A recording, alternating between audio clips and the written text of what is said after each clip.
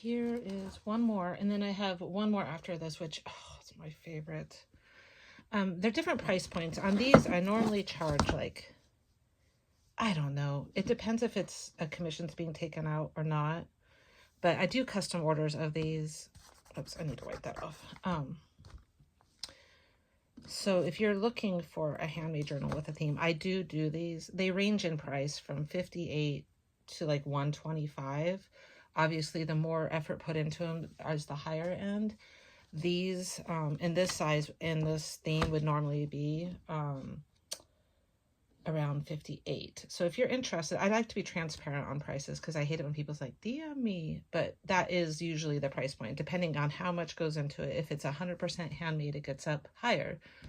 But these that I've been showing lately are usually around $58 to $75. And then the ones that I do, where I literally do everything, handmade papers, paintings, etc. in them, more personalized themes. I'll show you one that I'm working on now. It's gorgeous. That person is paying $125. So just to give you guys an idea of price points, because I know, you know, I don't like to be like secretive on all of that. I like to be pretty transparent. I gave her a deal because she's a friend. So this is the last one, and then I have 2 more customs that I need to get done before Christmas. So here is, this is fairy themed. Get the business out of the way, and now it's back to the fun. So this is all removable. If this is too young for her, she could take it off, but I thought it was really cute, and since it's a fairy theme. And then this is just yarn, and this is part of a fabric necklace that I cut up. I thought it worked well with it. And oops, I need to stick this in. This is from a wedding dress. It's fabric, lace, beautiful. That dress, I found it at a Salvation Army. It was like $99, new with tags. Like, I mean, the dress itself was like $500 or $1,000. Or I forget. My son was like, do not cut that up. And I'm like, nobody wants a baby pink used wedding dress. It was new with tags. It was priced there at $99. And then it went to like half price. And I was like, oof, really want it, really want it. And then I got it on 99-cent day. So I cut the thing up. And this is fun little paper. You can make these by using, this one I actually sewed right onto it. You could actually make these and have a stash of them. I have some like, yeah, like right here. And this one I just actually did on the sewing machine as I was going. So it's actually attached, not glued. Oh, wait, actually, I lie. It is. You can see. Anyway. Okay, so this paper was really sweet. Look at that. How lucky. And the reason why I got this paper is from this book. It's called, and I cut out one of the people, and then this was the cutoff. And I was like, oh, I'm using that. So this adds in a little extra, and it's on both sides. This is hand-dyed paper, tea, and a little ink looks like runoff, maybe from my ocean pages. Manuscript paper for kids, garden paper, because I feel like garden and fairies go hand in hand. Cute little sari ribbon bow. Might put another charm on there. Wallpaper, vintage lace. Scrapbooking paper scrap. This is resume paper. One of my last avocado dyed papers. Field guide or some kind of, I love flowers and I love art of flowers, so I have a lot of these books. Some of them I will never cut up, and some of them I do. This one was the first. Okay, this is the other side of the wallpaper. This is the rest of the signature. This is that mulberry paper, and this is the actual fairy that I put in this book. So sweet. And that's the end of that signature. And I loved this scrapbooking paper. It was all like very whimsical, fairy-like to me. I love this page, and I sewed on. I did a lot of sewing in this one. I did do quite a bit extra for her. Like I said, she's a friend, so, you know, it's all good. I just really wanted her to love them. She's an artist friend of mine that's local.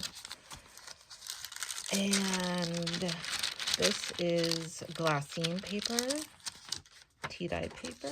That was avocado tea. Vintage ledger book. Some more of this runoff paper. I think it's from gel printing or dyeing or something. Oh my god, my cat. I love how it's just on the side because it leaves plenty of room for writing, but it adds something. This is that tablet that had a bow in it. I was going to put a bow, but it's a little too far in, I feel. I didn't want it to be too hard. But by the way, if you notice, I put these in the back. I'm sure I've said it, but in case I haven't, when you're writing, you can always write with this as a support when there's lace or something behind. So like here, if you don't want that lace to get in the way, it completely works. It's file folder. This is actually from a file folder, but it works really well for that. I love this chartreuse. It's one of my favorite colors. A friend painted her wall that color, and I was like, oh my god, how have I been not seeing that color my whole life? This one has the pink wax thread linen. Don't skimp on the thread. A friend gave me a bunch of like Temu binding thread. It's not linen and it just breaks if you really pull hard. And I do like to make them kind of tight. So, tip for y'all. Oh, this paper's so nice. It's like piping paper, really thick though. Tea-dyed paper, glassine. This is this last part of that signature. Vintage wallpaper with, look at this. Oh my god. Little star, lacy, whimsical fabric. And if she doesn't like any of this, she can always cut it off or take it off, you know. They're very flexible. This is just a jumping off point for your own creativity or their creativity. It's like, you know, it's an opener. I don't want it to be too little. I do art books where you don't actually add anything to them. They are just art books. Those are a different grade. I don't think I've ever posted one on here because they're quite personal, but maybe I'll do that in January. So this is, again, avocado and tea. I love this paper with this frame. I wish I could find it again. I don't think I have any left. I think this was it. But it's so, I don't know. I just love that thin line. It's just, I don't know. Something that my past life must have been tied with something related to lions and paper. Beautiful, beautiful avocado dyed paper. That is just gorgeous. This was my last two pieces. I'm so sad. But now I have to do it again, and that video will be coming. This is a sewing pattern of like an apron. Thought it matched kind of like the whole garden fairy theme. Tea-dyed paper. Scrapbook paper. Butterflies. I didn't put any lace on this one. It's pretty thick now. And on these pages, like I said before, you could put gesso. You can take a, let's see if I could find something, you know, something, this isn't the right size, but you can make a pocket yourself, or you can put pictures. You can do whatever you want with them.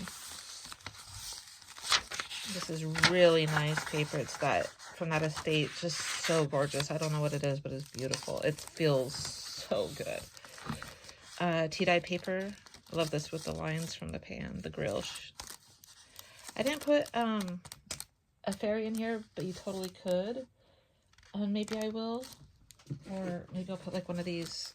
No, I don't know. I might put something in there. If not, it's okay. Like, you know, the person will figure out that you can put something in there and make it show. Maybe she'll put a picture that she draws or something else. This is beautiful paper with vintage lace. Held together with vintage wallpaper. Ugh, that paper, I swear, it's so good. Some gardening book paper. Oh, it's maybe a bag.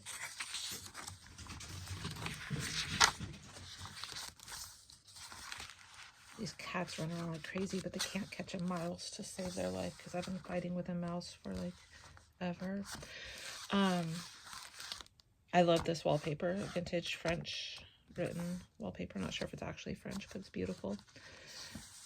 Nice ribbon sewed on. I did a lot of sewing in this one. It took quite a bit of time to do that, but it was good.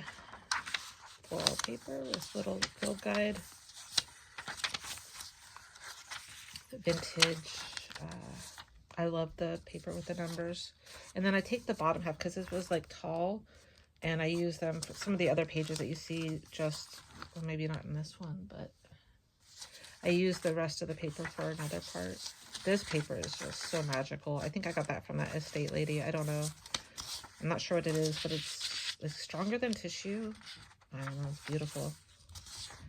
Tea-dye paper, music. I love this together. It's just like a little, like you're going into a door, is what I feel. And then on the back is like a secret little spot. They could glue it down if they want to make a pocket, or they could just write on the whole thing. Oh, I was telling you, that paper, it's got to be like cotton or linen. It just feels so good. Calligraphy paper.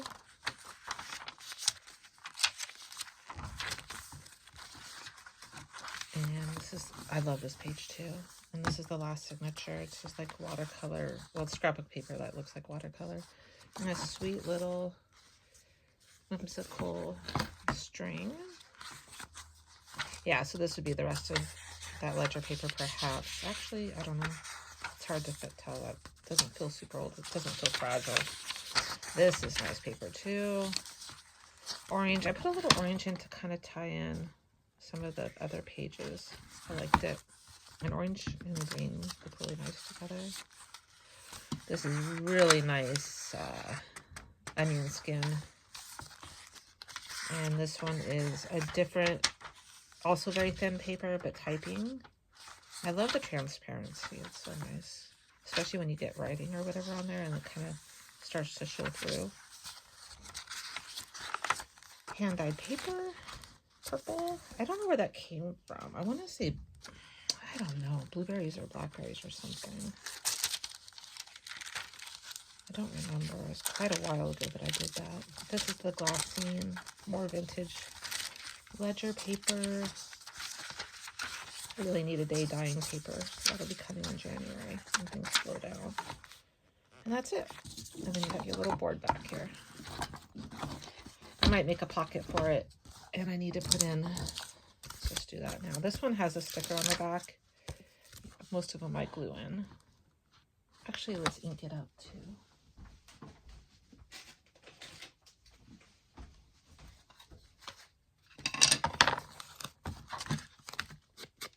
Just eat it a little bit, give it a little.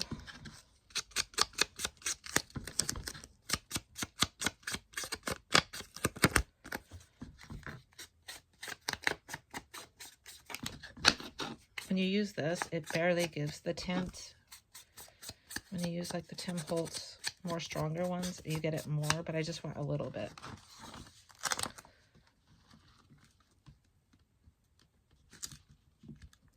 And there she goes. A place to put her stuff. You know? Like, no, it doesn't really fit the theme. I'll find, there, I'll just put like a few little extra things in there. Let me see if I can find another one. Anyway, you get the point. I'll put another thing in there. And this one's done. I thought it was kind of sweet. So now I have two more. I'll show you the start of one of my favorites right now. It's a little bit more involved. It's gorgeous. Where is it?